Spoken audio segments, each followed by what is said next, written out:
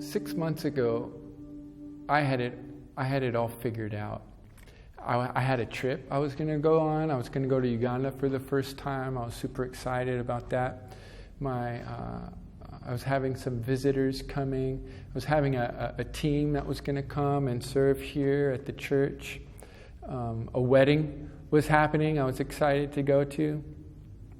But it seems as if the future is veiled now. I can't see it. I don't know what next month is going to look like. Now, for many people, not knowing is scary. It's a source of anxiety and fear. But I believe that God uses darkness. I believe that He uses shadow and darkness to bring depth and contrast into our lives. There's a famous painter. His name is Caravaggio, and he painted some amazing works.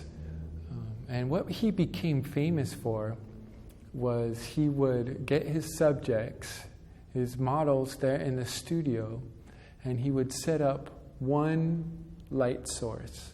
He would allow that one source to kind of paint the whole scene. And what he ended up with were just amazing visuals of depth and contrast, and they came out looking spectacularly real and human. And he was celebrated for this style of his of high contrast and this one light source. And really, it's an invitation for whoever is looking at the painting, as you look into the shadows, as you look into the darkness, not all the information is given to you. And it's an invitation from the painter for you to fill in the gaps. I think it's an amazing technique. And I think God is capable of doing this.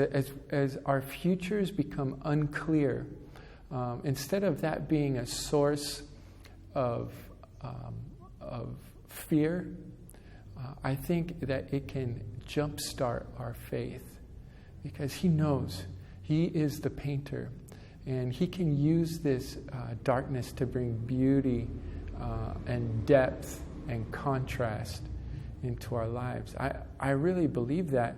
I think that me not knowing what's coming has increased my faith. It's blessed me in very, very profound ways, to where I just don't look at the future now as something that's in my control, because it never was. It was always an illusion that it was in my control, or that I knew what was coming, or anything like that. God is in control, and He still is. He's on the throne. And I want you maybe to be encouraged this evening on Good Friday, let God, allow God to use this darkness in your life. I don't mean that these powers of evil that some might think of as darkness.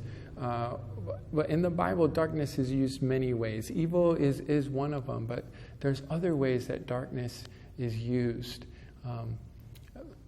One is like the shadow of his wing, right? To be under the shadow, to be in the shadow of God's wing, that's a beautiful image of protection, right? Or even for the Israelites, for guidance. It was a light source, right? At night, when it was dark out, that he would give them a source of light. But when it was bright out, he would give them a cloud, which would cast a shadow, and it would guide them. But probably the most profound way I've seen darkness used by God in Scripture is in the crucifixion narrative. And that's what brought me here on this Good Friday. That as Jesus was on the cross, it says that darkness fell.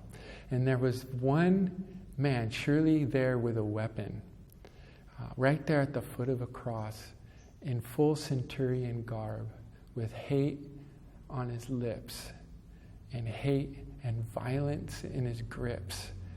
And it says that as Jesus breathed his last, and it's dark out, it's the brightest part of the day, but darkness falls on the land. And as it did, this man was able to see who Jesus really was. I believe that God can use this time of uncertainty, this time when our future is veiled, this time where we don't know what's going to happen. It's a profound invitation for us to interpret that as something that God can redeem, and that God is in control of. So I just bless you on this Good Friday, and don't be afraid of the dark. Interpret the dark as something powerful, and that God is on the throne. He can use it to bring depth and beauty to our existence here on earth. God bless you on this Good Friday.